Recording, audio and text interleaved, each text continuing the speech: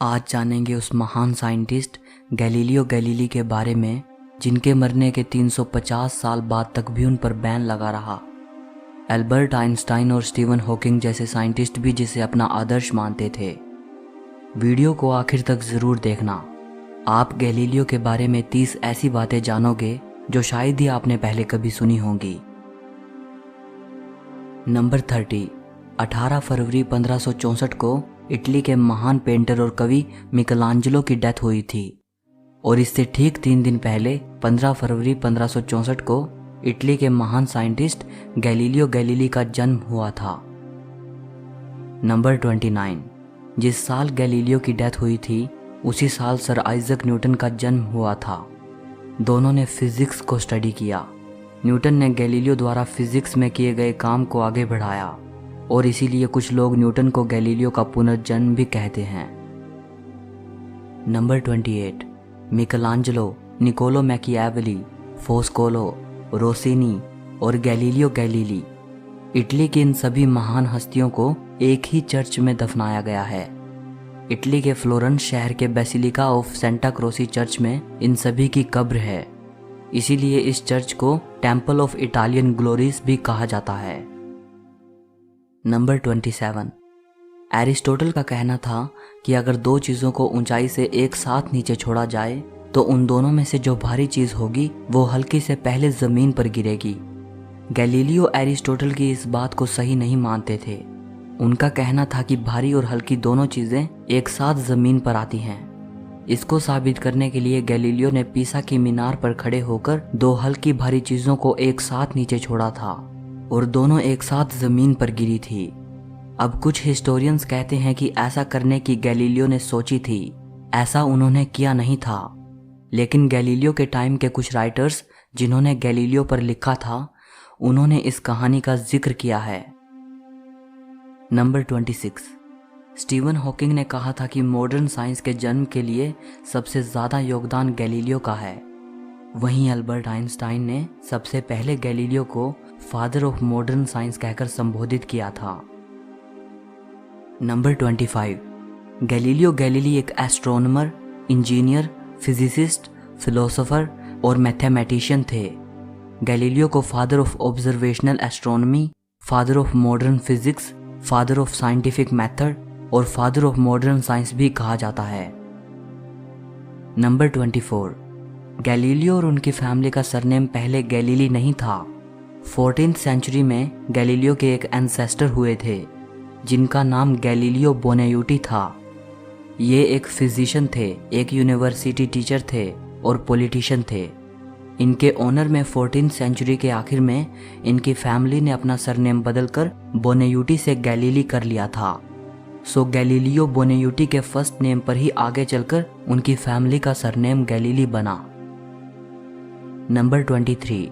अब आप सोच रहे होंगे कि गैलीलियो गैलीली का जो फर्स्ट नेम है वो उनके पूर्वज गैलीलियो बोनायुटी के नाम पर रखा गया है। नहीं, दरअसल मिड 16th सेंचुरी तक इटली की टस्कन फैमिलीज में यह परंपरा थी कि वो अपने सबसे बड़े बेटे का नाम अपने सरनेम पर रख देते थे। इसलिए सरनेम गैलीली से ही साइंटिस्ट का नाम गैलीलियो पड़ा है। नंबर 22। गैलीलियो ने शादी नहीं की लेकिन वो वेनिस शहर की एक सुंदर औरत मरीना गांबा के काफ़ी करीब थे और मरीना के साथ उनके 3 बच्चे थे, 2 लड़कियां और 1 लड़का। नंबर 21।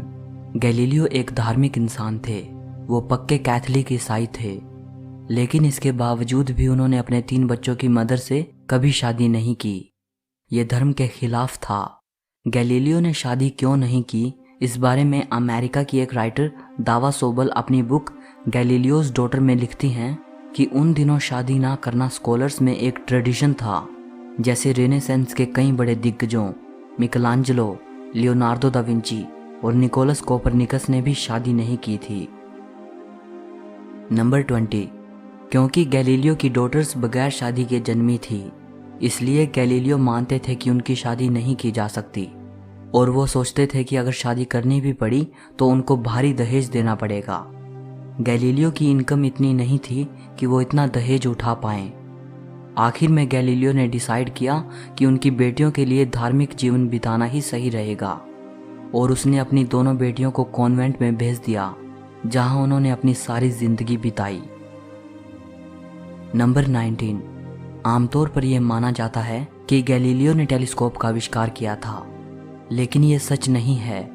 हॉलैंड के एक शख्स थे जिनका नाम हैंस लिपर्शे था। ये आई ग्लासेस बनाने का काम करते थे।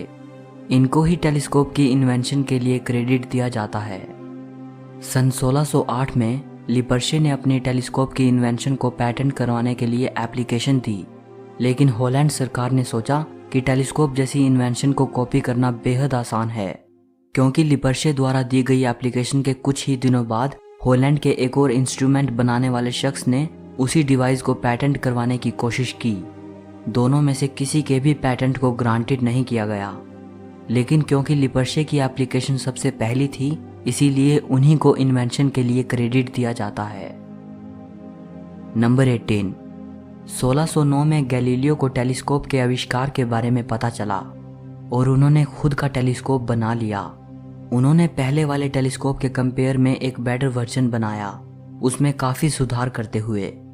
गैलीलियो ने टेलीस्कोप का आविष्कार तो नहीं किया, लेकिन हाँ, वो पहले ऐसे इंसान थे जिन्होंने पहली बार किसी ऑप्टिकल इंस्ट्रूमेंट का इस्तेमाल आसमानी चीज़ों को स्टडी करने के लिए किया था। नंबर 17। गैलीलियो के ज़माने में ये आम विश्वास था कि चांद का सरफेस स्मूथ होता है। गैलीलियो ने टेलीस्कोप से ये पता लगाया कि चांद की सतह स्मूथ नहीं है, बल्कि उस पर गड्ढे और पहाड़ हैं, और इस तरह गैलीलियो ने पुरानी मान्यताओं को उखाड़ फेंका। नंबर 16। 13 मार्च 1610 को गैलीलियो ने द स्टारी मैसेंजर नाम से एक पुस्तिका को पब्लिश किया।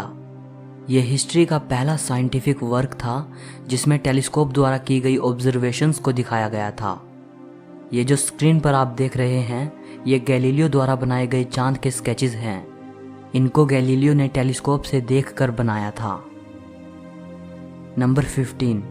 इटली के फ्लोरेंस में इंस्टीट्यूटो ई म्यूजियो दी स्टोरिया डेला शिएंजा नाम से एक म्यूजियम था। 10 जून 2010 को गैलीलियो के ऑनर में इस म्यूजियम का नाम बदलकर म्यूजियो गैलीलियो कर दिया गया। नंबर 14। गैलीलियो को हुए 400 साल बीत जाने के बाद आज भी गैलीलियो का टेलीस्कोप बचा हुआ है। ये फ्लोरेंस के म्यूजियो गैलीलियो में रखा है। म्यूजियम में गैलीलियो द्वारा बनाए गए 2 टेलीस्कोप और ऑब्जेक्टिव लेंस रखे हैं। इन्हीं से गैलीलियो ने जुपिटर प्लैनेट के 4 चंद्रमाओं को खोजा था। नंबर 13। गैलीलियो ने अपनी ऑब्जर्वेशंस में पाया कि निकोलस कोपरनिकस सही थे। निकोलस कोपरनिकस गैलीलियो से पहले 15th सेंचुरी में एक साइंटिस्ट हुए थे, जिन्होंने सबसे पहले कहा था कि यूनिवर्स का सेंटर सूर्य है और पृथ्वी सहित सारे प्लैनेट्स सूर्य का चक्कर लगाते हैं। गैलीलियो ने भी कोपरनिकस की इस थियोरी को सपोर्ट किया। इससे पहले लोग यही मानते थे कि पृथ्वी यूनिवर्स का सेंटर है और सूरज सहित सारे प्लैनेट्स पृथ्वी का चक्कर लगाते हैं। उस वक्त के एस्ट्रोनॉमर्स ने गैलीलियो की इस बात का विरोध किया। 1615 में इस सारे मैटर की रोमन कैथोलिक चर्च ने जांच की। कैथोलिक चर्च ने कोपरनिकस की थ्योरी को बेतुकी कहकर उसे धर्म विरोधी घोषित कर दिया, क्योंकि यह थ्योरी बाइबल में कही गई कुछ बातों का खंडन करते हुए दिख रही थी। नंबर 12। 1632 में गैलीलियो ने एक बुक लिखी थी। इस बुक में गैलीलियो ने अपनी बात को डिफेंड किया।